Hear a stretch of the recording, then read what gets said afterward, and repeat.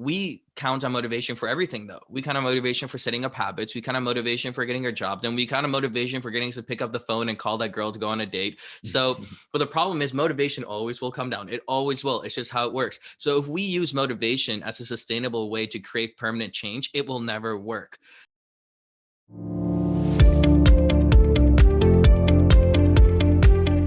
Learn to perform. Practical lessons so that you can immediately learn to optimize your health, happiness, and performance.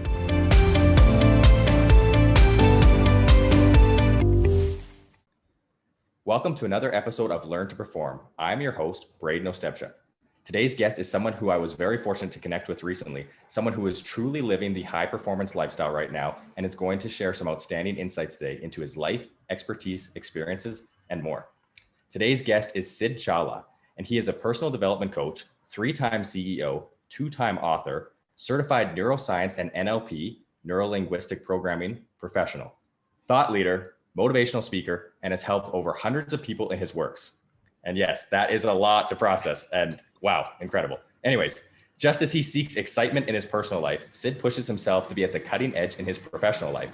Following his passion for innovation, Sid earned his degree in informatics at Indiana University and currently resides in New York City, where he works for JP Morgan Chase as a business intelligence engineer specializing in data strategy. In his free time, Sid runs a popular personal development blog and enjoys reconnecting with his Indian roots since living there for 5 years. He also actively volunteers for Minds Matter, the American Red Cross, and the American Indian Foundation. Above all, Sid is passionately committed to a path of constant growth and development in pursuit of excellence. So I'm very happy to be talking to Sid today. I have listened to a few of your podcasts. I have started to look into your work and your blog, and I love everything you're doing. So thank you so much for coming on.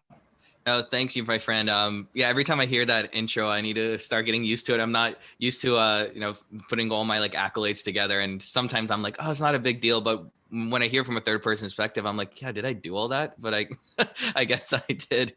So right. It's amazing here. when it's amazing when you start to accumulate all of those little bits, and when you're in that process all the time, and when you're working through certifications and through your education and doing one company or another, you're so often just locked in on that moment. And then sometimes when you just widen your lens and you see, whoa, in X period of time, I've accomplished a lot, and it's incredible. It's amazing. And I think a lot of the big issue that stems with at least our generation is they see people on online social media already achieving with the Lamborghinis and the wealth and on a yacht. How'd you get this? Like Forex trading or whatever, right? Like getting those random ads. But people don't realize it takes certain steps to get there. Even those people who have gotten to that, unless they're lucky, right? Which once again, it's an unpredictable chance of source of success.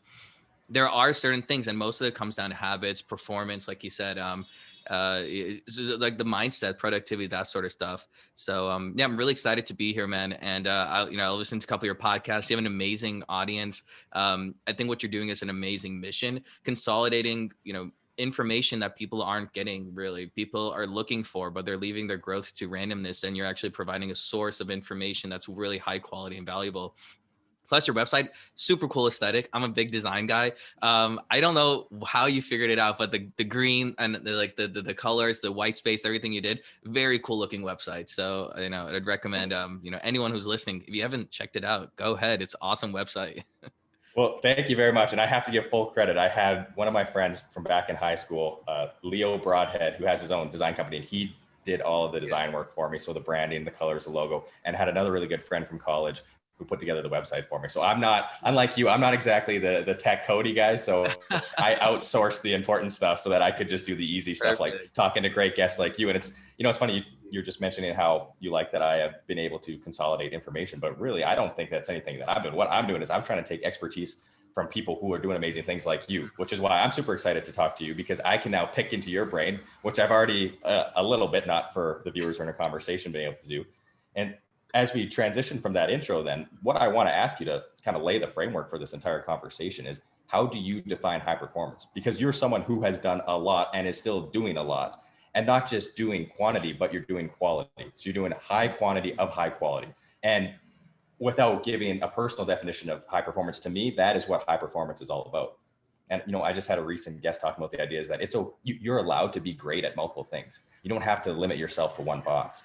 Right. And so you are excelling in many things. So I'm curious, though, what is your definition of high performance? No, that's a really good point you brought up, Braden. And I think the big thing is a lot of people, they try everything. They try the buffet of life, but they don't really practice getting good at it. They just try everything, pick up the fork, and then drop it. But I think the big thing that has enabled me to be highly productive is well, there's two things. One is emotional forecasting, and a lot of people do this all the time. Essentially, they pre-predict what event is going to make them feel like. So they'll say, oh, you know, I can't do this because I'm going to feel this way in the future. Or like, yeah, I don't know if I'm a good runner because, and this guy hasn't even run before. I mean, so emotional forecasting is when you predict the emotions of what you're going to already be feeling after the event is done, when you haven't even done it yet. So, and this is a common fallacy that a lot of us fall into, myself included, huge amounts. So constantly what I've been doing is trying to catch myself in the moment that like, oh, like this is a lot of work. I don't know if I should join this course, blah, blah, blah. I'm going to be stressed. You haven't even done the course yet, dude. Right. Like maybe you start. So the reason I'm trying to get into that is, one, it's your mindset. So your mindset is hugely important. And for me, that's been my biggest success. Like, that's been giving me that momentum. So having this mindset that, like you said, you can achieve anything you want. I think I'm a little turtle, just like slowly moving on this race. But like you mentioned in the beginning, I had over time, I've got a lot of notches on my belt from different things. And that's the biggest thing. And the second is the kind of the core research of my work, which is that breakthroughs aren't accidental, they're induced. So you can create breakthroughs, you can create a system for creativity. Ultimately, what it comes down to, the legends versus the greats versus the averages, like it's all comes down to the power of your creativity, how you're able to actually induce it versus just waiting for. Drawing is something from your psyche, sitting there and waiting for it to just happen to you. It doesn't happen that way. If you look at a lot of successful people, they're extremely passionate about something. And then what happens is they understand how creativity works and they're able to make it work for them.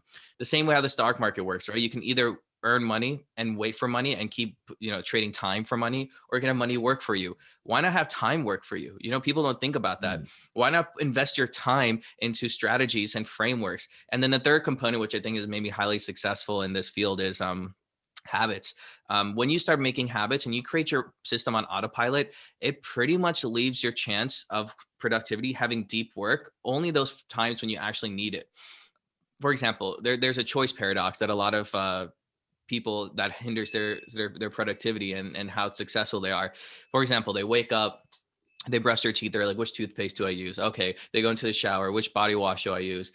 They come out. What clothes do I wear today? Back in the day before pre-pandemic, all right, I'm driving to work. Let me stop by Starbucks. Which coffee should I get? Like, they get to the work. They go to the breakfast line. They're like, oh, what do I want for breakfast? By the time they sit down and actually get to work, they've already exhausted their capacity, their cognitive capacity to even like make decisions based on the fact that of real quality deep work. So what I've done is I've chosen to live a choice minimum lifestyle. So essentially, I don't have too many clothes. I have a couple of clothes I like. I stick with that. I don't really lose my brain power on different laundry detergents or toothbrushes or all this stuff.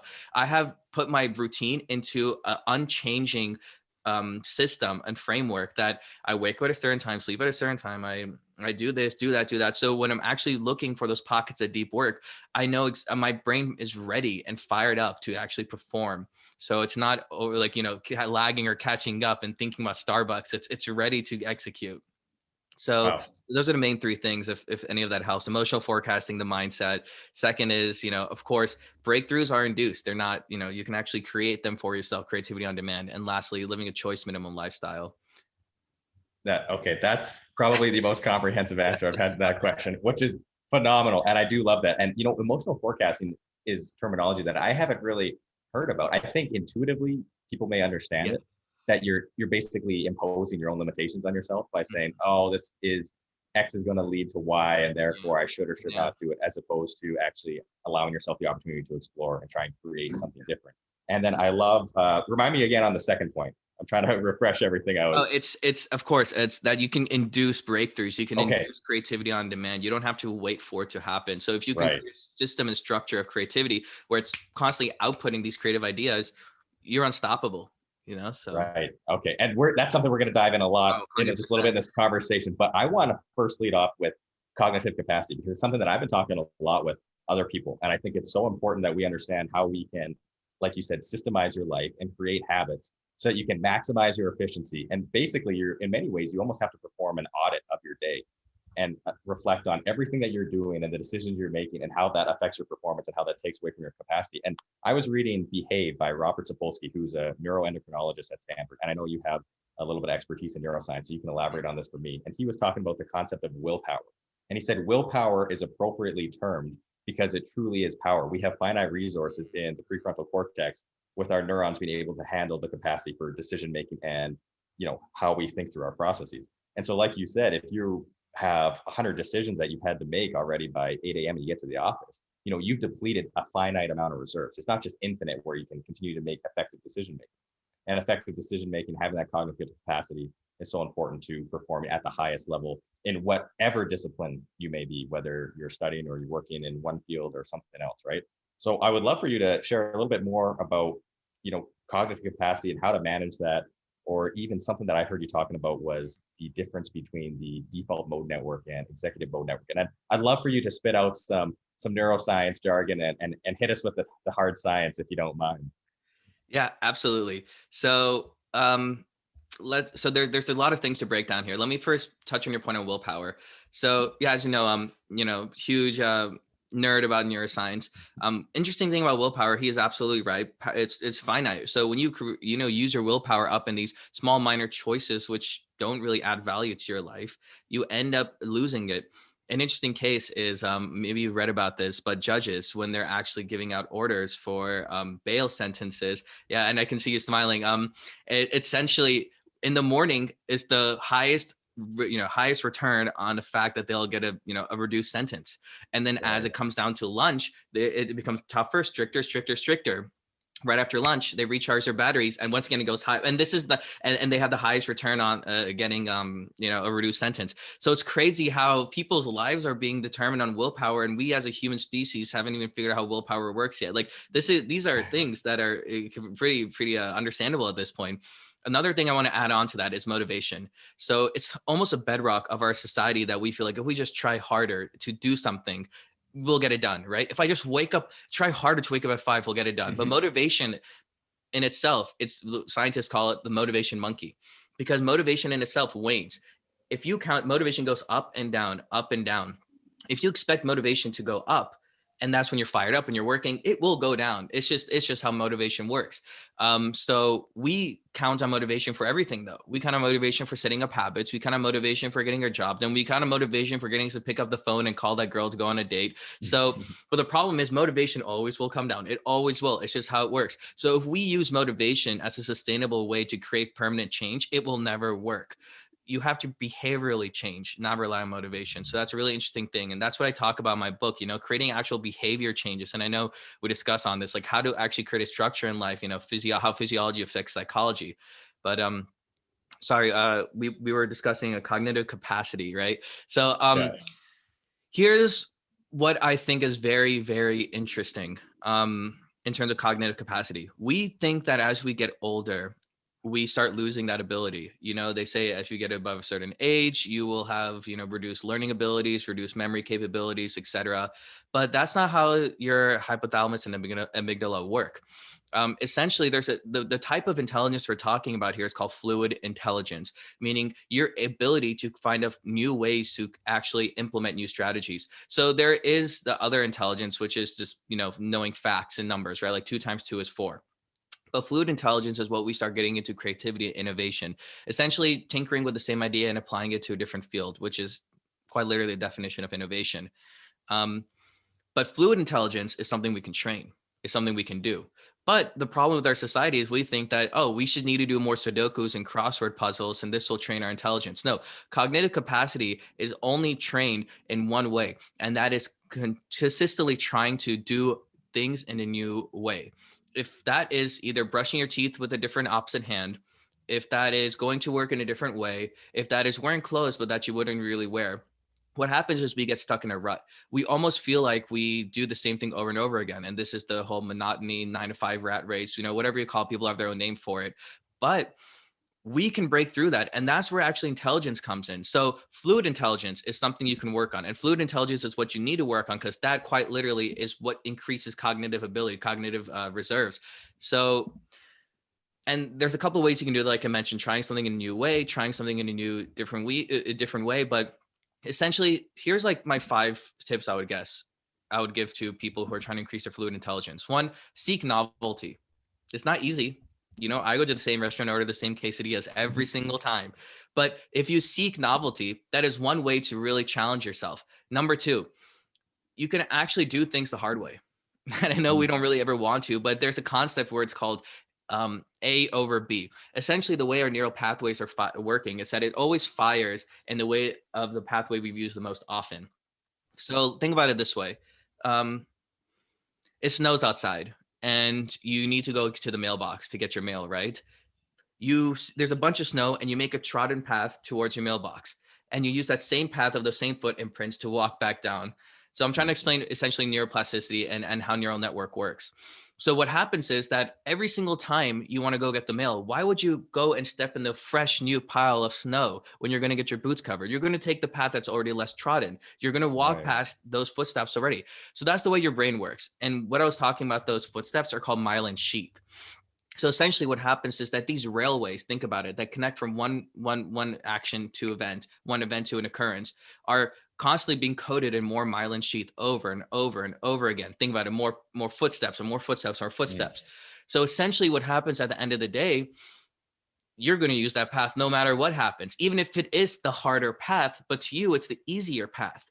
And that's why it's much easier to fall in our own ways. That's why habit change is tough. It's not easy oftentimes. There are a lot of strategies we can do to make it simpler, but there's a common saying that maybe someone said on your podcast, but neurons that fire together are wired together, right? And that's a very common saying, but I like to add on to that. Neurons that lose their link get out of sync. So neurons that are wired together fire together. So essentially, if you do 2 things over and over and over and over and over again, those neurons in your brain will fire together over and over and over again. If it's either picking up a cigarette or if it's going out to work, if it's either working out, whatever, they fire together. But if you want a neuron to, if you want to lose their link, that's the only way they get out of sync, meaning you have to do something crazy, different, uncomfortable. So that's my 3rd point. Get uncomfortable. The more uncomfortable you get, the more fluid intelligence is going to increase, which is going to increase your cognitive capacity. Getting uncomfortable is tough. And the way I like to frame this to clients is, I don't know if you've seen Indiana Jones. Of course, yes. Yeah, Indiana Jones. So in one of the movies, I forgot which one, but essentially there's like there's like an ornament in the front, and he has to, and there's like all these like crazy contraptions that like if he touches that, I forgot what it was, like a skull or a head or something. Is that when he has the bag of sand and he has to switch it over? Is that the one? Yeah, exactly. Okay. Exactly. So his fear is that I need to do it at the same exact time. It's an uncomfortable feeling. He's like, also, I might put my hand there and might just get cut off. Who knows what crazy ancient contraptions are here? That is what I mean by uncomfortable.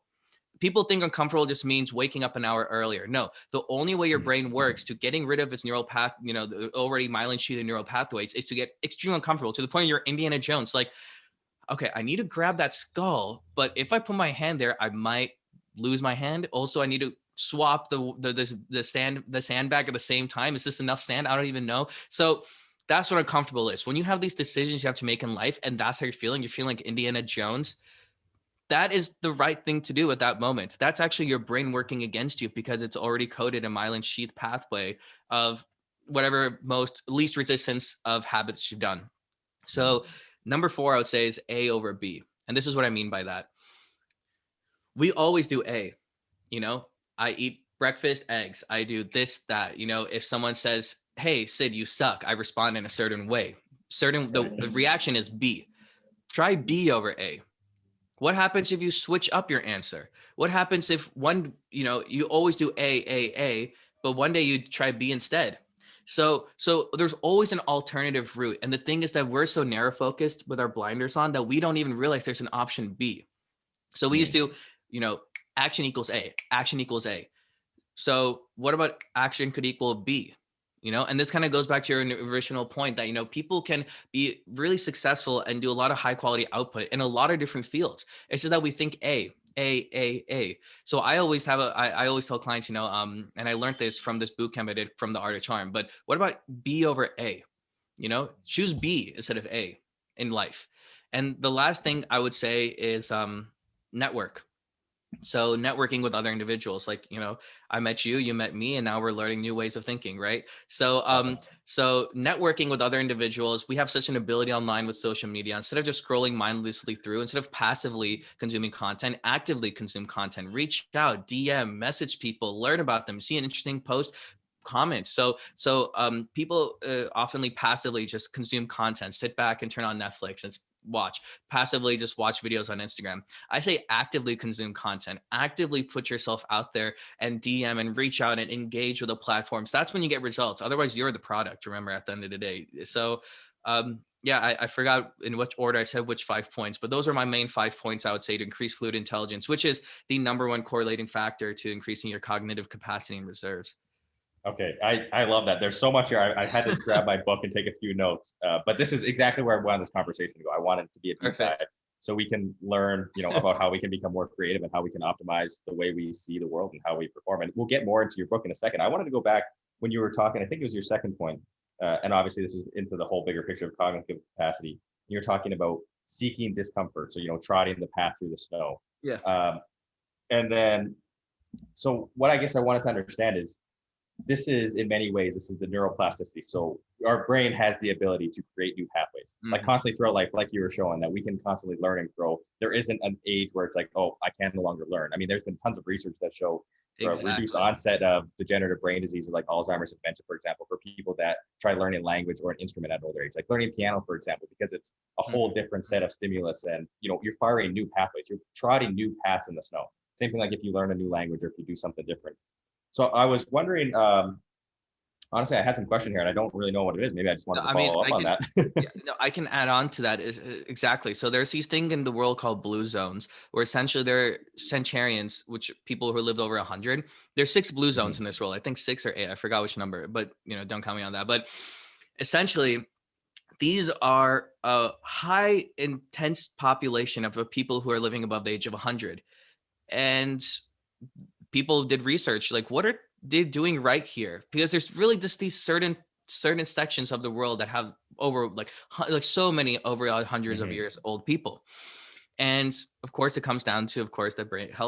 Of course, there's like small things, people joke around, oh, they have a glass of wine, whatever, blah, blah, blah. Yeah, But that they also can love be to they linked. love to take it back to the wine all the time. Yeah, It's yeah, a good always reason. back. Yeah, Right, it's you always always back to have the to. wine. I love how they always bring that up. Oh, yeah, dark chocolate and wine is the secret to my Yeah, age. No, it's reducing stress, which is why I drink wine, but you can do that in a healthier way. Whatever. They live yeah. to 120. If I live to 55 or whatever, I'll be happy. But what I'm trying to get to is it comes down to your brain health, and that's why it's so important. And in our generation, we're worried about doing Sudoku or these brain games, and I get ads on the time all on Instagram like, do these brain games to increase your brain. No, that doesn't make your brain any stronger, smarter. It just makes you better at that game. It makes you better at That's that Sudoku. one thing, right? Exactly. Because It you're makes you just better at Rubik's Cube. reinforcing that one specific pathway as opposed to Ex- expanding and creating a whole new network of neural pathways. Exactly. Exactly. Okay. And that's exactly the point I was going through, that we can all have breakthroughs. We all have the same architecture for it. It's a human ability. I mean, I'm sure there's animals too. I haven't studied animals, but it's our ability. And here's the key word: to physically build new neural connections that will allow us to have these breakthroughs and these, new habits or whatever. The issue is that our brain just kind of gets out of shape. People just aren't, if people feel like they're unable to be creative or breakthroughs or have this like, oh, I'm losing I forgot what we talked about. I'm getting bad at memory. Your brain's just literally getting out of shape. It's imagine like someone who's a total couch potato for their whole life. They don't ever work out. They just sit chips and eat chips and just watch TV all day. And then they say, hey, go do 10 push-ups. And they try doing 10 push-ups and they're like, I guess I can't do it. Guess I'm just not wired for push-ups. And you as an athlete, you understand this. No, it's just you're out of shape. People think that, no one ever says like, I'm not wired for push-ups. So people say, oh, I'm not wired for creativity. I'm not wired to Yeah. have better memory. It's just your brain's out of shape, man. And the way to increase the, the physical, literally physical neural connections in your brain is by trying new things, which is increasing your, your fluid intelligence. And like you said, musical instrument, learning a language. If you learn another language, it quite literally changes the perspective you see life through. It literally adds like years to your brain health life. Learning a new music, it can be anything. Once again, I forgot the 5 points I initially said, but just challenging yourself, doing something the hard way, doing something that's uncomfortable, finding a way that you haven't done something before. So a novel way of thinking, brushing your teeth with a different hand. No one even does that. Why don't you do that? Because Yeah. once again, Or maybe, close one eye or stand on your left foot and do it. I've tried doing stuff like that. And yeah, it's amazing just how uncomfortable it is. I mean, you get about 10 seconds in, I'm like, I better switch back to my right hand. This isn't right. I can't get to the back molars properly. And see, that's the interesting thing, like at our age, right? But when we were kids, everything was amazing. Everything we were imagining, everything was new that we would encounter. And the problem is that when we grow up, things just start to become repetitive. So when I was a kid, I was always jumping on tables on one leg, closing my eyes, doing weird things as most kids do. But now we just try doing it for a couple of seconds. It feels weird. So the thing is that as we start to grow up, things just become a lot of repetitive, things just start to get really repetitive for us. And that's when our brains just get out of shape. So that's what I like to talk about, is that everyone has the ability. If you're just not in the flow of working out your brain, and not working out by doing Sudoku, but working out, like you said, not the tough way, then that's how you can get your brain back into shape. And you can be someone who's 100 years old and have an amazing brain health. It's sure. Once again, the other intelligence, such as facts and figures, learning how to drive, like what is the capital of Egypt? Those things end up, reducing as age goes, but fluid intelligence can actually keep increasing as age goes up. So Right. as Okay. long as you're So working it out. at this point, what I want to then talk about a little bit next is we're talking about the difference between having these structured habits versus being creative and seeking discomfort. So there's a bit of a polarity, right, between having structure. And then this kind of ties back to we have the default mode network where I want to make sure that I'm getting this right, and you can correct me, that we have our autonomic processes that happen. Like we've trained our body that we don't have to make all these decisions. We don't have to actively think through everything we do throughout the day because it's built into a system. So how then do we find a balance between having habits in place and having defined structure, especially like we talk about in lifestyle, we'll get to a little bit later. I mean, just, healthy habits for physiology that can help us perform. But how do we balance between having these habits and these things in place that are going to allow us to be efficient, allow us to function without having to overstrain ourselves to get through, the mundane tasks of the day? And also then balance on the opposite side of the polarity spectrum is how do we also though encourage discomfort and encourage us to be in these situations where habits are thrown out the window? Where do you strike that balance, and how do you then incorporate and build, like you talked about at the start, a system and a framework so that you can be highly efficient with the stuff that you can do with as little thought as possible, like a lot of your daily activities are, things you may have to do for work or for life, but then still have that window to maximize with maximum cognitive capacity your creativity and to create that fluid intelligence. I think that it would be something that as I'm listening to you talk and I'm reflecting on my life and the things I'm doing, how do I find that balance so that I can be as efficient in everything I need to do during the day and still have the maximum cognitive capacity to go out and make myself uncomfortable so that I can develop the fluid intelligence so I can continue to evolve? I think it's good. It's very dynamic, but I'd love to just kind of dive in and see that. Amazing question, my friend. There's going to be two parts to this, because one is habit formation, and there's a way to hack your brain to actually create habits that not only are sustainable, but that stick. That's the problem. Like I've worked with people and they're like, oh, I worked with other coaches before and I'm waking up at 5 a.m. and as soon as I lose that accountability aspect, they don't stick. There's a reason why. And once again, we'll get into that. But the reason, but I can't talk about that first because I need to first talk about what holds us back from actually doing these things. Like you said, there's that balance. Like, how do we get uncomfortable? How do we do these things that are tough? Why don't we? We know the right things to do sometimes. Why don't we? So there's two big things that keep us and from ourselves, and that is, one is fear of failure, which is really just the fear of shame, and the other is fear of uncertainty. So those are the two big monsters that are constantly blocking those genius ideas or habit formation or whatever that is in your brain. If you're not willing to deal with uncertainty, then innovation is by its very nature uncertain. So and here's an interesting part, and I'll give it a neuroscience. Like the reason, like why are we afraid of uncertainty in the first place? People, every single person had on Instagram is like turning their phone around who's 6 years old and is like, yeah, I have a fear of uncertainty. I'm like, why does it happen to everyone? Let me get into it's just a common thing. People use that as a buzzword almost, but let me tell you why. So maybe for you, I'll ask you a question. So when you're afraid of doing something, how does it feel usually? And then I'll explain to you why you feel that way. But like for example, let's say starting your podcast, right? I know Yeah. I was listening to your intro podcast, and you're like for a month or so, people are saying you should start it, you should not start, and you didn't know if you should do it or not, and all this. So why were you debating with yourself? Like, what was that feeling?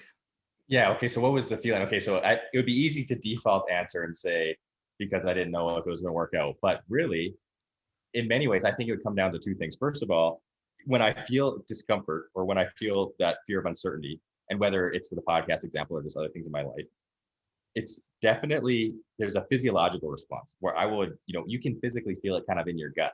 You feel tension. And I've even gotten to the point where I've started to pay a lot of closer attention to my body when I do things that kind of are a little bit nerve wracking. And for example, as I was just telling you that I just moved down to Colombia rather impulsively here for a trip. And, It was I an could amazing view. feel, yeah, with an amazing view. But, I could feel, because it's uncertainty, it's a new country, it's new language, everything is new, that I could feel my heartbeat elevating. I could feel the way, it's really hard to nail down, but I could feel the physiological response of stress. And I don't want to say that I can feel cortisol levels increase, but I have learned to identify, through my own analysis of my life and through physiological metrics, when I'm in a stress state, this is how my body feels. And which therefore, probably in many ways, is elevated cortisol and Amazing. other glucocorticoids and whatnot. But I've been able to feel that when I was on the plane getting ready and like, I don't know what's going on. I'm about to go to immigration and I don't speak Spanish or very little, and you get through these situations. Or yesterday I went out and I bought a SIM card and I had a challenging conversation with the lady there because I have obviously very minimal Spanish, and you could feel that stress. So there's definitely a physiological response where I feel a little bit uncomfortable. It's kind of like that gut feeling that people get where it's like, oh, I just don't feel right. You got the nerves, you got the butterflies, I think people like to call it. Yeah. But then the other side, when I think about it a little bit more psychologically, which I think is still super relevant, would be the ego threat, the threat to your ego. And I've always thought that ego fundamentally is the need to be appreciated and acknowledged. And that, like you said, it comes back to the idea of shame. And what if this flops? What if people look at me differently? Does that change my identity of myself? Does that change how I perceive myself? Am I still going to be appreciated? Am I going to be recognized? Am I going to be put down? And I think it's just, it feels like a threat to your ego in many ways. And I don't know if I'm giving a good answer on how to No, really describe it. It's difficult to try and describe how you feel, but there are you're telltale signs amazing. that something is different and something is just not what we're accustomed to, perhaps. No, and that was an amazing answer. And I totally hear you, man. Like when I do things that are uncomfortable, there is, if you are very self-aware of physical aspects of physiology, like you said, you're not really feeling like, oh, my cortisol is like 23 Yeah. today, but I know exactly what you're saying. And I give you the neuroscience reason why it happens. Because Yeah, please do. and I love the ego thing, and I'll touch on in a second. But see, uncertainty, it registers in the human brain quite literally as physical pain. Okay. So, so, so there's this tension, this gap where the brain, it cannot be easy again until it's been resolved. So different parts of the amygdala light up because if everything that's happening to you is like pain, and your body can't tell the difference. So everyone has different levels of uncertainty, comfort with uncertainty. Like if you're an entrepreneur by definition, you have more uncertainty levels of comfort than someone else. Mm. But once again, one of the main reasons why is because it quite literally registers as physical pain in the body. And the interesting thing about ego is the number one thing that I've seen in terms and this is maybe like doing a sidestep, but gratitude, right? We know gratitude is important, bread and gratitude, blah, blah. People who are, if you make 60K or plus, it doesn't 60K a year in US dollars. If you're, you've covered your basic sustainable requirements for life. That's it, you're happy. But even if you have like $1 million after that, apparently according to research, it doesn't make you any happier. What it does though is gratitude. It gives you 25% increase in happiness and wealth and abundance in every single aspect of your life almost. The reason why and the reason why people have a tough time dealing with gratitude is because of ego.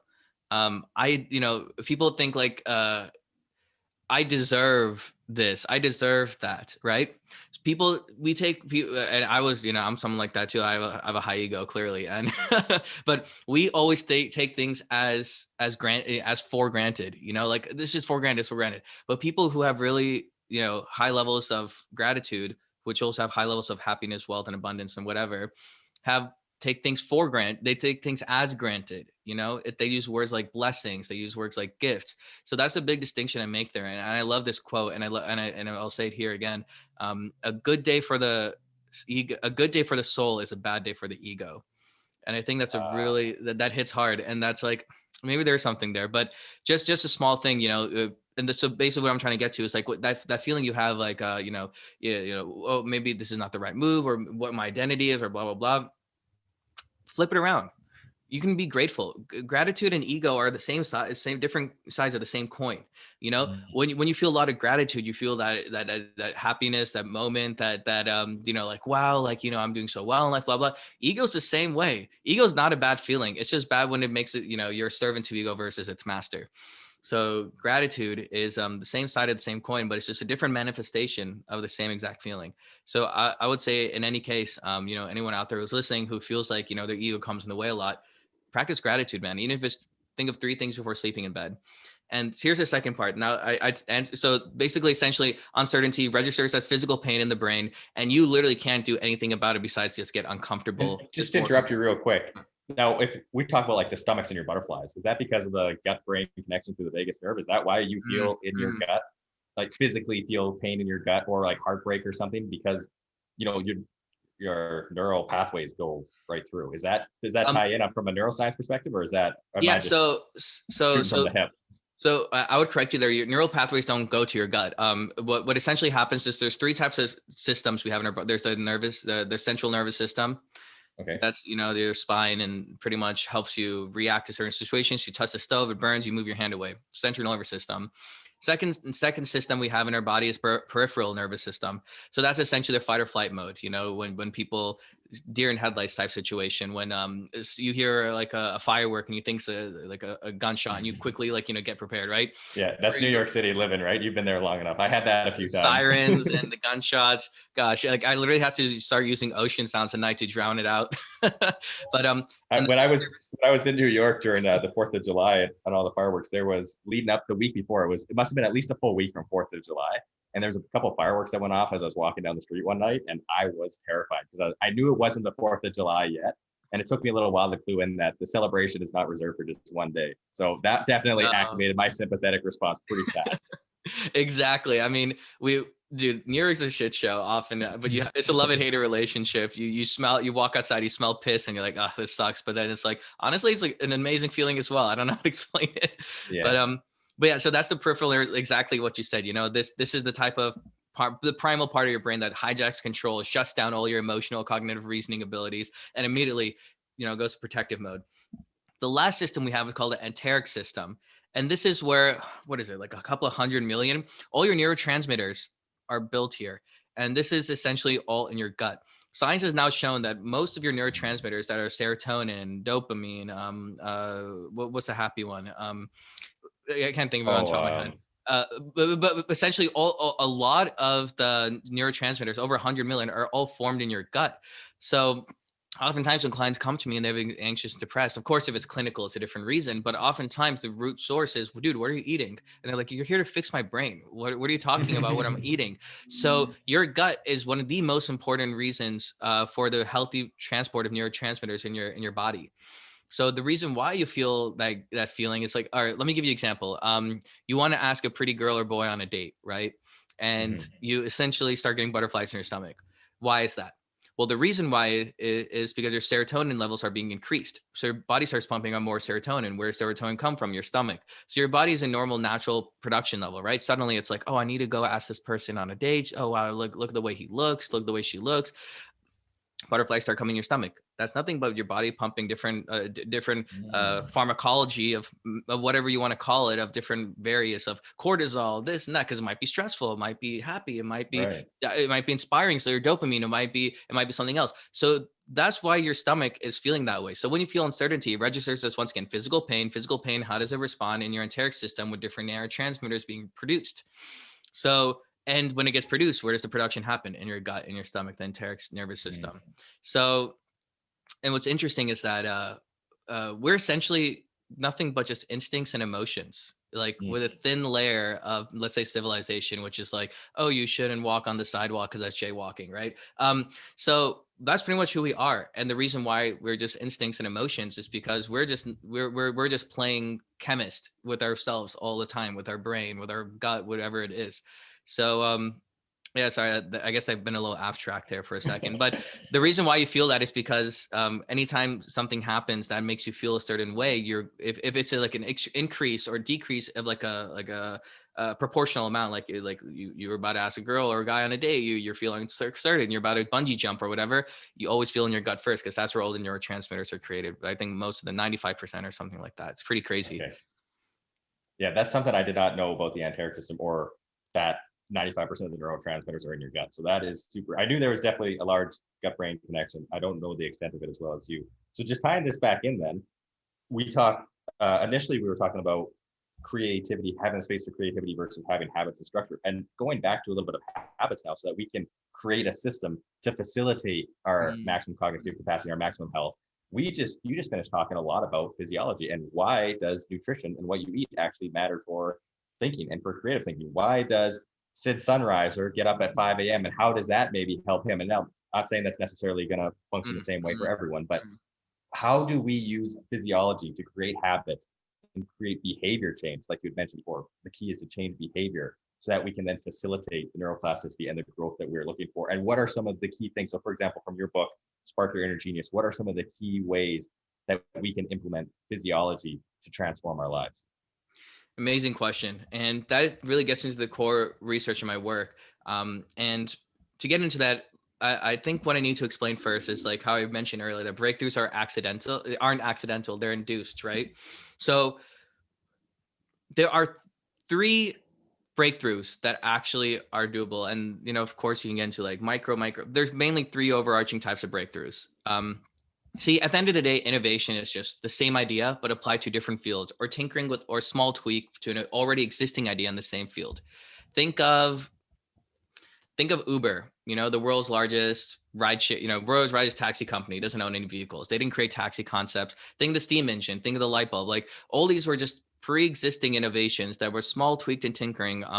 Even like something like Facebook, the world's most popular content provider creates no content on their own, essentially, right? So Airbnb, so something interesting is happening, but the reason why is because there's three main types of breaks. So that's innovation, what innovation is in a nutshell. So how do we create that for ourselves in our lives? And a lot of people have the misconception that, creativity and innovation is reserved for the few, like the CEOs, the artists, the musicians, or whatever that is.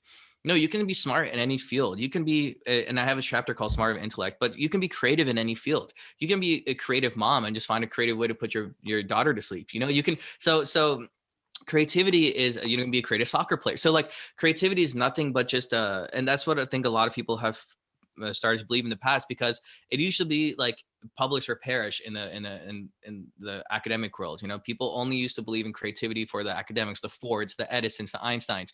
But now we all have the ability with technology to sort of induce creativity in small ways in our lives and actually make a big change for us. So moving on from that point, there are three types of breakthroughs. The first one is a paradigm breakthrough. Think of the Einsteinian revolutions, the one insight that will change the entire world forever. So these ones are more of a question of timing and luck than they are of genius. And, if you look at Einstein, he stood on the shoulders of giants. So chasing after a paradigm breakthrough is a recipe for misery, because they really happen once per generation, with luck, with timing. These aren't the ones we should be chasing after, and most people do. So let's put that to the side. Right. The second breakthrough is my favorite. It's called a eureka breakthrough. And this is the one we know the best. It's a concrete problem with a concrete solution. Let me give an example. Archimedes, famous mathematician, huge Greek philosopher.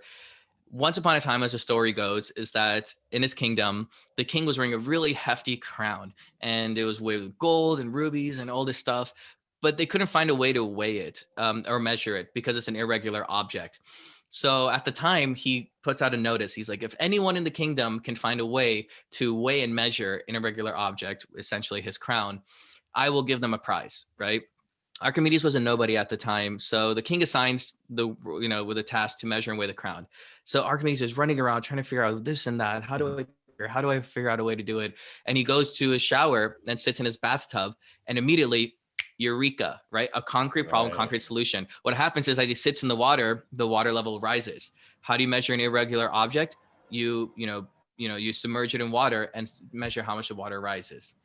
So that's a eureka break. And then of course Archimedes ran through the city naked, screaming eureka. But that's the image we all very You have to after a moment like that. After a moment like that. Yeah.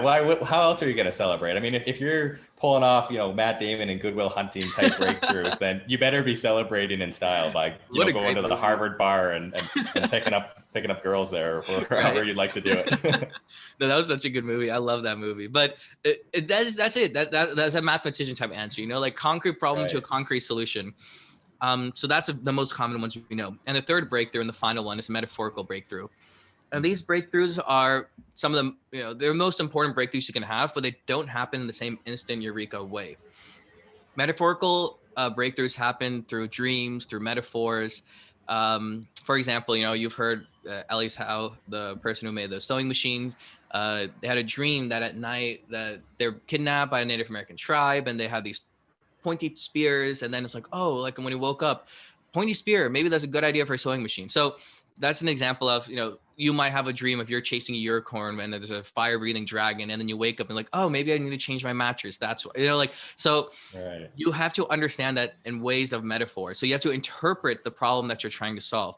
So, basically a part of your brain is saying, hey, here's an answer. And I'm just going to give you some crazy metaphors and dreams until you can actually find a way to resolve it. So here's a science pitch. We're pretty clear what part of your brain is all sorts of human creativity, innovation, and genius, and that's the default mode network. And this has really not been laid to the public mass market before, but the default mode network is composed of 10 to 13 different networks, and it's, everyone has this part of the brain.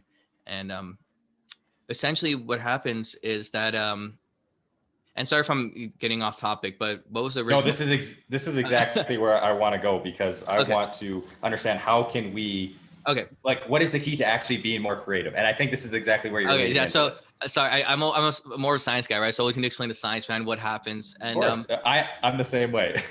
and if you're the same way, you probably feel like you just randomly stumble upon ideas on accident sometimes, right? And all jokes aside, sometimes alcohol has a role to play in it. Or well, why is that? So essentially what happens is that there's the default mode network, which is at the back of the brain. And I'll explain in a second what that does. But it's a whole source of human creativity. That's all you need to know for this context of this conversation.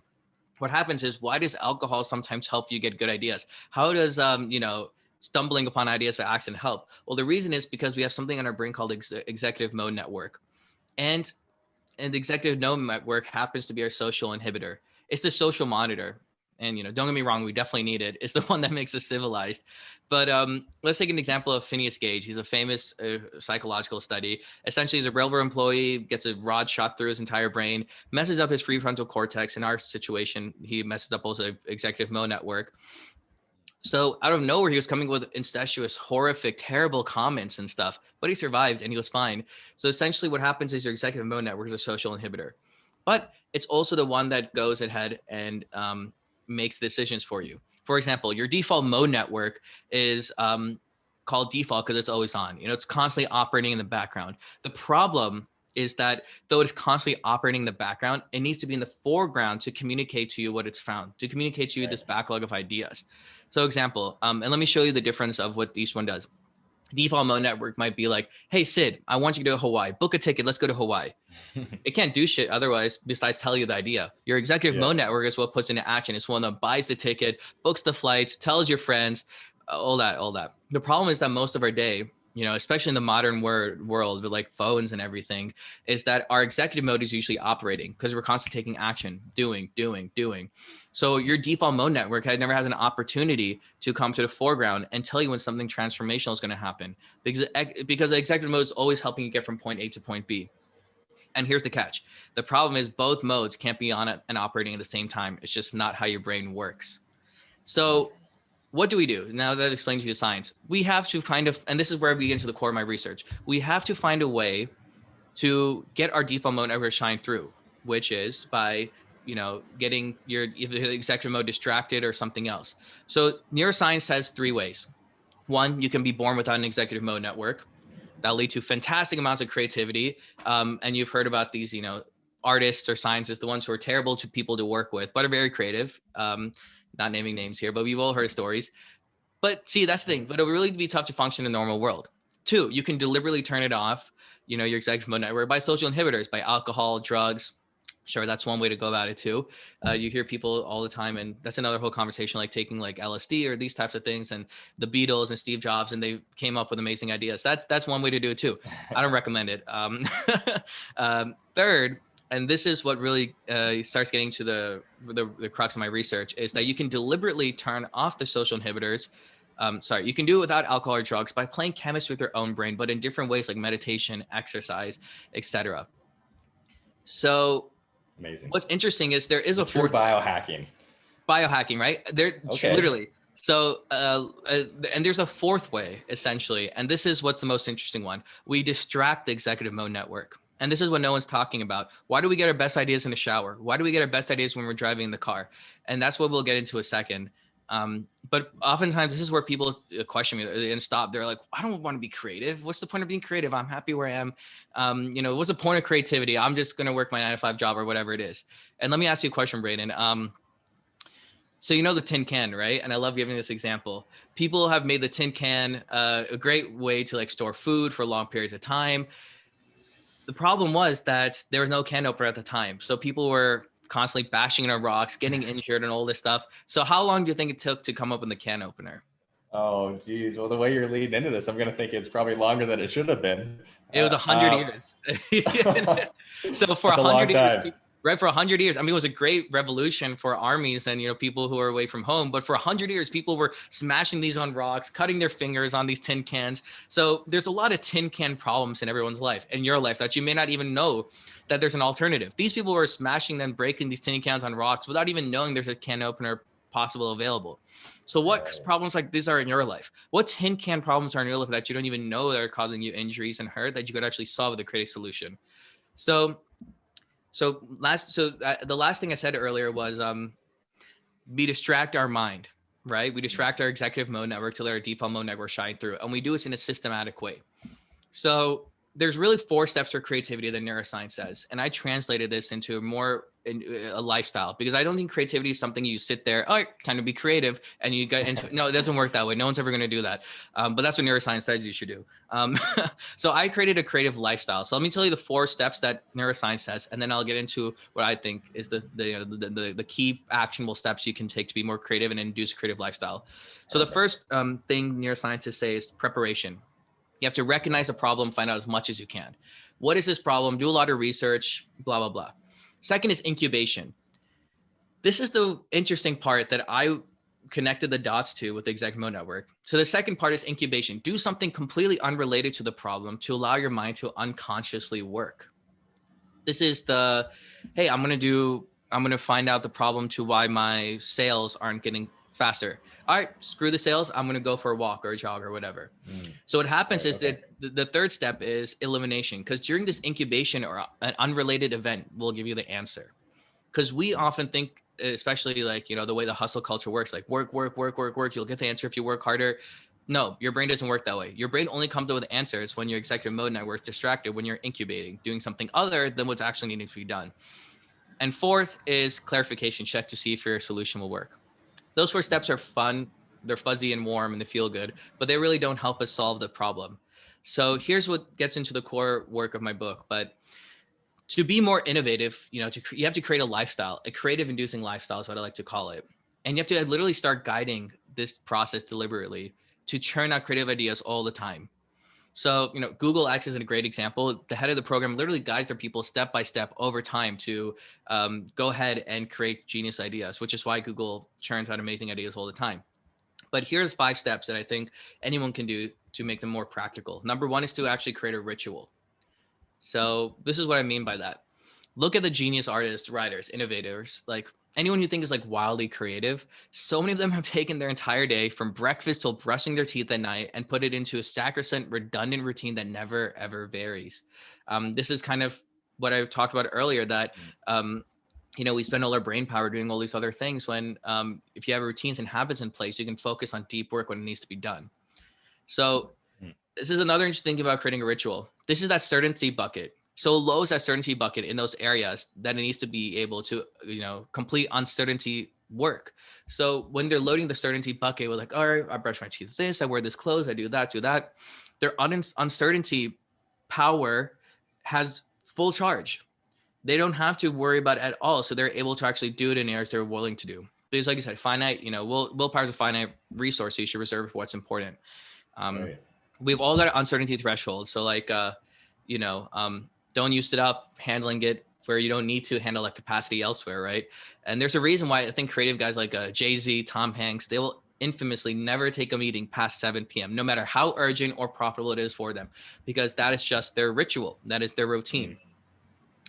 Another one is too, and this is a big one I've been parading a lot, but living a choice minimum lifestyle.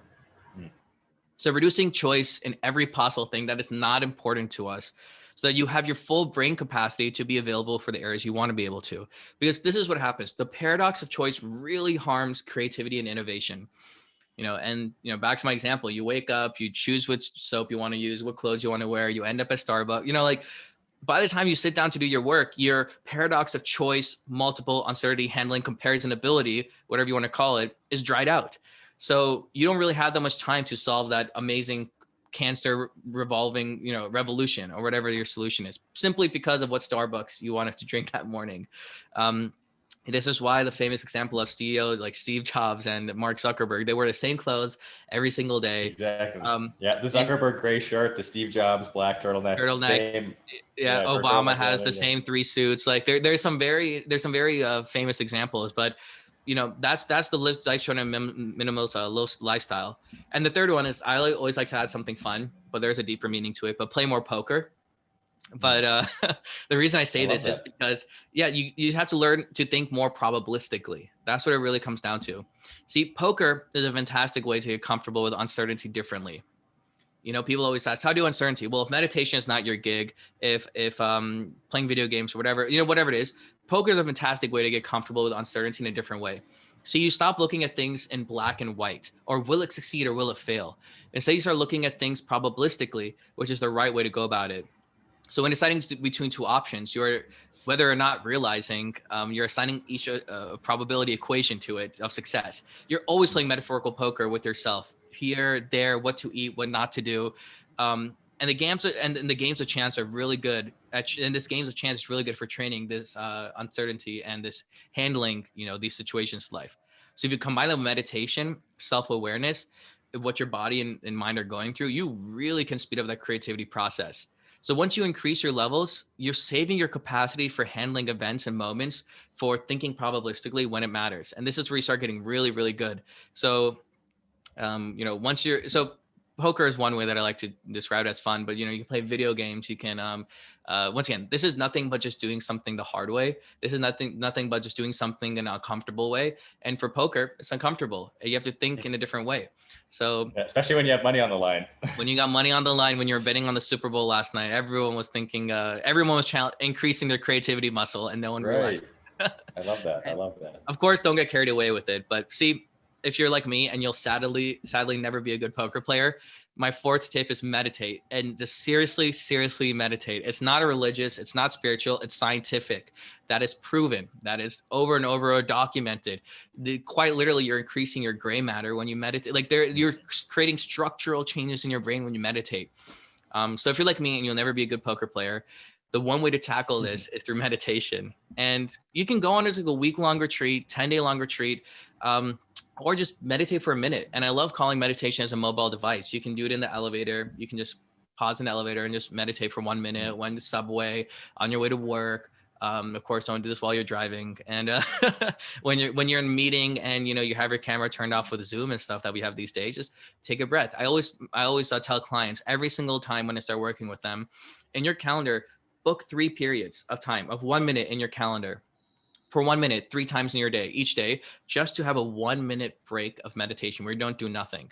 You literally just sit there and breathe. We don't passively engage in social media. You don't go on around, you just sit there. And what happens is that the reason why meditation is so powerful, and now I'm going to really start connecting the dots, is because you're really throwing yourself into this void where you've got nothing to distract yourself from the contents of your mind.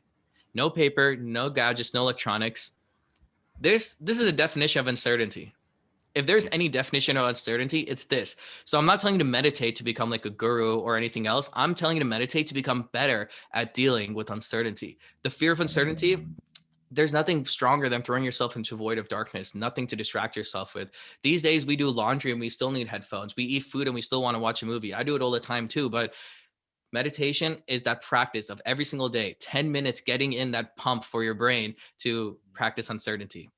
So even if you're walking 5 minutes every single day into complete uncertainty, not knowing the internal experience of what you're going to go through, you really get the opportunity to communicate with your brain on a level that you'll never be able to while going through daily motions of life. And the last one, 5, is intentionally doing mindless tasks. And that's pretty much my whole book. That's the golden nugget, the core research that people are, I always get message and DMs of how it changed their life, but intentionally doing mindless tasks. So we need both parts of the brain. We need the executive mode network. We need the default mode network. We need it all. We need both to work, right? It's just that we're in a time and era where we don't daydream anymore. So the DMN has a backlog of genius ideas right now, and it never gets a chance to speak up because you're constantly putting your executive mode to work and run the show. So when does the default mode get its spotlight? It's when the executive mode is distracted just enough to keep it busy with something, such as, and this is it, a repetitive mindless task. So we all know really well, such as, why do we all get shower thoughts and shower ideas, right? It's because your body is going through the motions, putting the shampoo, putting the body wash, or whatever that is. The reason you get all great ideas in the shower is because your executive mode is just distracted just enough so that your DMN could pop up with amazing ideas. Going on a drive, we all know how to. Once you learn how to drive, it's not really a cognitive tasking ability. So you just drive. Your executive mode starts to get distracted and shut off a bit. The backlog of genius ideas start pouring and pouring through. So this is nothing much to say, and I'll add on a bonus of this. If you want to on demand create creativity, think of the problem at hand first, and then do the intentional mindless activity. So, for example, do these mindless intentional tasks without distraction, so your brain has the time to produce to the forefront the backlog of genius ideas. To personally use a breakthrough, just think of the problem and then eat your food. Think of the problem, then do the laundry. And these are the ones I'm picking up because they're common, but think of the idea and then walk. Because and the reason they have to be mindless is because, as one of the myths in neuroscience that is called neuromyths, is that we can multitask. We can do multiple things at once. We can text and drive. No, your brain doesn't operate that way. It takes 10 to 15 minutes to get into a state of flow when you're doing your best amount of work. And what happens is your brain's almost like a computer for any software engineers out there. It shuts off and then it goes to a new task. So think about it as like someone in the bathroom washing their hands. You have to wait in line for someone in front of you to wash your hands, right? Then they move away, then you wash your hands, and then they move away, and then they come back. So that's how your brain manages processes. So if you're doing one task and then your phone gets a text and you look at your text, then your brain immediately shuts that off, has the other person behind washing their hands. Okay, that's cool. And then it takes 10, 15 minutes to get back in state of flow. So I guess the reason I was bringing this up was because essentially we need to maximize our productivity. And the best way to do that is not by mindlessly doing a task, which demands cognitive reserves. Like, it's just literally doing something which is not tough at all to do. It's something that we all know how to do. It's like walking, sitting, eating, anything that doesn't demand you to like multitask. So, yeah, man, that's pretty much, I've been talking for a long time now and I can already hear my voice getting annoying, but this is the biggest thing that has improved, my clients' lives, my lives. Intentional mindless tasks. These create, 5 steps to actionable steps to creating creativity. If you can find a way to actually, and it kind of brings us back to our roots. When we used to eat food, it used to be a moment of grace and a moment of getting together and enjoying the food and the process and all these things. But now we just turn on the TV to distract ourselves once again. We are obsessed and addicted to having our executive mode run the show. People always think that, innovation has gone up. Have you seen Google, Apple, Amazon? Actually, if you look at statistics, innovation has actually gone down in the last 50 years. 50 years ago, when someone wanted to, let's say, create a table, they would say, I'm going to create the best table in the world, and I'm going to find a creative way and an amazing way to do it. But nowadays, I want to make a table that's amazing. Oh, you're going to probably go work for IKEA. I want to create the best bank in the world. I'm going to go work for JP Morgan Chase, whatever it is, right? So these days, creativity and innovation are actually taking a hit. There's only 5, 6 companies, 10 companies that are doing innovative things, but most of the population isn't. So And the reason a lot to do is, once again, like the demand of technology, our executive mode network, blah, blah, blah. But I'll shut up and I'll let you move on, whatever agenda you had.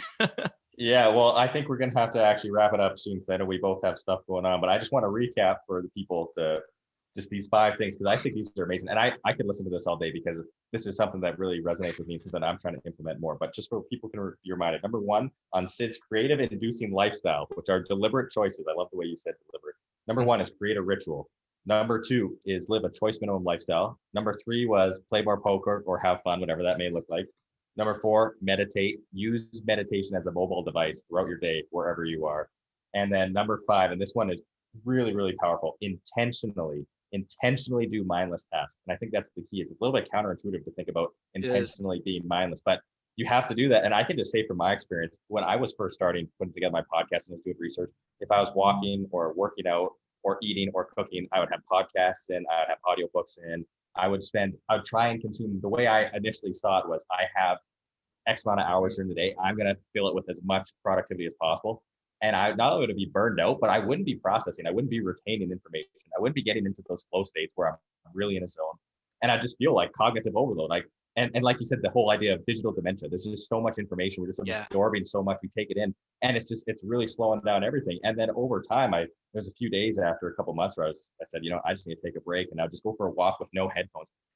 God forbid you have no headphones. You're just out in nature all alone. And all of a sudden just my brain would just start firing, or I just work out, today, maybe I'm just going to listen to a playlist I like. I'm just going to listen to music that I've heard 1,000 times. So I don't have to actively think about the songs. Amazing. You know this music off by heart. And then all of a sudden, just these light bulbs start going off, right? Amazing. And it's just really, really incredible to see that. And I've seen that in my own life. And it's something that I'm trying to continue to improve more and more because I want to innovate everything I do, whether it's talking about my personal life, my relationships, my career, my ambitions. It's the same thing for you. I mean, you have a lot of buckets and all of them were going to require innovation to be able to be creative and perform at your highest level. So I love everything you've talked about today.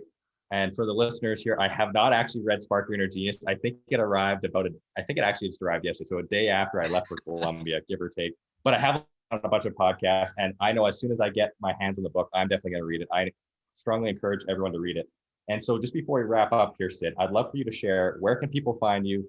How can they get in touch with you? How can they learn more? Tell us about your blog. Tell us about your companies. Tell us about your consulting. Tell us about everything. Where can people learn more from Sid? Because you have a wealth of knowledge.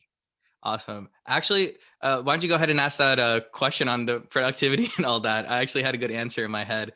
The one where you ended each podcast on, and then I'll okay. Yeah, of course. Okay. I have a good answer for that. I thought of it in my head earlier. And then at the end, I'll just wrap up where you can find me. But, you can find me at sidchawla.com. It's one of my biggest assets is like I post a blog post every single week. If you love this kind of stuff, if you love biohacking, personal development habits, sign up to my email subscriber list on my website. Second, hey, if that's not your gig and you love just, being on Instagram or Facebook, Sid's 2 cents. I recently changed it from Sid Sunriser because I'm experimenting with actually not waking up early anymore, but we can get into that another time. You have to experience, man, right? Yeah. You got to experience it. And you and I can keep talking forever, but, and yeah, Sid's 2 cents. And the last thing is, Google, search on Amazon, Spark Your Inner Genius. That is my book.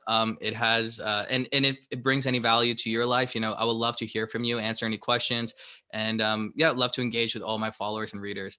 So hope that helps. And let's get into the last question and wrap things up. Okay, let's get into the last question. And I'll just make sure I will put links to your social channels, your website, your book, and everything on the show notes and on my website. I'll make sure that I can get it out as best I can to everyone to make it as easy as possible. So the final question, I love to ask everyone this. I get some terrific answers. It's my show, Learn to Perform. It's all about optimizing your health, happiness, and performance. So those are the 3 pillars: health, happiness, and performance. If you had one piece of advice for each of those 3 pillars, what would Sid's 2 cents be? Love it. Okay, so let me start with happiness because I think that's the most important one. I don't know if you read much about Stoicism, but love it. It's my favorite. I did an episode on Stoicism. My favorite thing. Amazing. If you are trying to, it is the best thing you can do for yourself if you're trying to find a lifestyle to actually be happier, freer. But there's this one quote by Seneca, and I love it, and it's we suffer more in imagination than in reality. So true, right? Powerful. I'll say it again. We suffer more in imagination than we do in reality, and Here's the thing. There are things outside our forces of life what we can't control. Especially with this last year, I was constantly finding myself worrying about the pandemic or the politics. I'm in New York, right? And hundreds of other things, right? But we suffer more in imagination than reality, and oftentimes that is just the case. We just need to take a hammer. What I say is, we take a hammer to our life when we're like, this is wrong, this is wrong, this is wrong. How do we fix this? But I said, take a flashlight instead. Be curious. Why is this this way? Why is this not working out? So instead of beating yourself about it, instead of suffering in imagination for yourself, oh, I didn't even get anything done for I wasn't productive today. Don't take a hammer to yourself. Take a flashlight. Be like, why wasn't I productive today? What could I have done to improve myself? And then look at it from a curious lens. Productivity wise, and this is something which you touched on, interesting, digital dementia. So one of my secrets to success, and this is the first time I'm saying this, but I want to give your audience a lot of value. I have like a framework which I have put together because I read a lot of books, and I know you do too. I do a lot of courses, podcasts, whatever. I don't remember much of it. Like I'll read a whole book and then I'll be like, gosh, I read that book. What was the point of that again? So what I've been doing is I've created a framework for success, and this is using mobile apps. So if any of your listeners have smartphones, this is the 3-4 apps that I use. Evernote is my second brain. I put everything in Evernote, and every time I read a book, I create notes on it. And I only read books on Kindle now. I always used to have hard paper cover back books. Just recently, a few months ago, I started using Kindle. The reason why is because I can highlight. So what I do is I read everything through Kindle, and there's a podcast app, which I would recommend you to download it, Braden. It's called Air. And essentially what you can do is you can create highlights in a podcast. You can click a button and it'll record the last 30 seconds. So I use those two, Kindle to read, and then podcasts, I use Air. And the second of my framework is Evernote. And essentially, sorry, that's the last one. So the second one is actually an app called Readwise. It's a subscription service, but I had it for a bit. It's amazing. I did the trial. Yeah, it's awesome. Yeah, it's amazing. What it basically does is every single highlight you've ever had in your Kindle or your Air podcast app, and there's other functionalities like Twitter and etc. It essentially sends it to you every single day, those 5 or 6 highlights. So I'll be going through my day, and every single day, and then one day I'll get an email, and it'll be like, oh, this is the book you read, Power of Habit. Like these are 5 really big highlights that have meant a lot to me, which is why I highlighted them in that moment, which you don't even remember anymore. So constantly reminding myself of that information. So I use Readwise do that. And sorry, so there was the Kindle, there was the Kindle Air, and the last one was actually called Instapaper. So Instapaper is another one I use. So these are the consuming content filters. So Instapaper is just basically anytime you read an article online, you read The Economist, that sort of stuff, you can highlight once again. Then they all go into Readwise, which is going to send you a subscription of random 5 quotes from all these different things every single day. So you're constantly re-engaging yourself with this material, which you've done so much work to read. And the last is you can export it all to Evernote. So you can see a whole bunch of your lists and your highlights and every single thing. So that's my last consolidating everything. Yeah. Consolidating everything. You need a second brain, man. Like this brain is busy enough. So you need a second brain to put all your content, the amazing podcasts you're listening to, spending hours a day, and you at least have like a couple of highlights, which will resonate with you. A Sid 10 years from now will resonate with it. Right. And that time I'll be about to go give an interview like this, and I'll be like, oh, I saw this quote today. So like literally the Readwise thing, I saw the Seneca quote today when I was reading the Daily Stoic, maybe years back. So, and the last thing for health, man, dial in your habits. There is nothing more important in your life than the habits. The top percent of the world's healthiest, wealthiest, and happiest people have just completely different habits than most of us. Your self-talk's a habit. The way you move and walk and your posture and your relationships all comes down to habits. So do a self-awareness check and create sustainable, healthy habits. We already know what to do. You're supposed to wake up at a decent time, sleep at a decent time, eat the right foods. We all know, and the biggest thing that's made a difference in my health is sleep. In our hustle bustle culture, we forget sleep, but the number one indicator for success is zest. And zest is nothing but energy, and energy sits on the pillar of sleep. So everyone always thinks, Sid, what about meditation? What about nutrition? What about exercise? All that shit's irrelevant because it sits on a pillar of sleep. If you have a bad night's sleep, tell me, are you eating the right foods? No, you're probably munching, getting snacks. Do you meditate well? I'm passing out. And the last is, are you exercising? Probably half-assed, right? So everything sits on the pillar of sleep. And we in a society are, it's like a sleep-deprived society. I think 3 out of every 4 people walk around sleep-deprived like zombies. So Sleep is the pillar of what your zest sits on, which is your energy. You can have the best ideas in the world. You can be the most creative person, read every single creativity book in the world. But if you can't execute, what's the point? If you can't get out of bed, what's the point? So dial in your energy, which is nothing but getting more sleep. And of course, nutrition, habits, meditation, they'll help. But sleep. Second is, use the context filters. Like, what I said about the productivity, build a second brain of just knowledge and content. And third, we suffer more in imagination than reality. Gotta keep reminding yourself of that. Emotional forecasting, whatever you want to call it. I absolutely love that. So you've hit on so many boxes. We share so many things in common, and I know we got to wrap up right here. So I guess I'll just close off. I'll come back another time. Yeah, we can definitely go on there. So I want to just quickly share my favorite Epictetus quote, because I love Stoicism just like you. Yeah, and you talked about earlier gratitude. And this quote I wrote down in my gratitude journal, which has been a big game changer for me. And it is, "He is a wise man who does not grieve for the things which he has not, but rejoices for those which he has." And I think that's an excellent way to end this conversation. And amazing. The way mindset is, philosophy, just everything. This was phenomenal. You offered so much value. I can't wait to share this with other people and just continue to try and tweak and further improve my life. So thank you so much, Sid. I'm super happy that we were able to connect and get this going, and I know there's going to be more coming in the future. No, thank you. I'm so grateful. You have an amazing audience, an amazing platform, and what you're doing is incredible, man. Wish you best of luck, success, and I know you're going to be successful no matter what you do, but this is an amazing way to do it. Well, thank you so much, and we'll talk again. To discover more, this episode with all citations is available on the website, and you can also contact me on social media with any questions or comments. If you found this episode useful or think that it may help someone else, I encourage you to pass it along. Thank you all for joining me on this journey to lifelong health, happiness, and higher performance. And remember, always be grateful, love yourself, and serve others.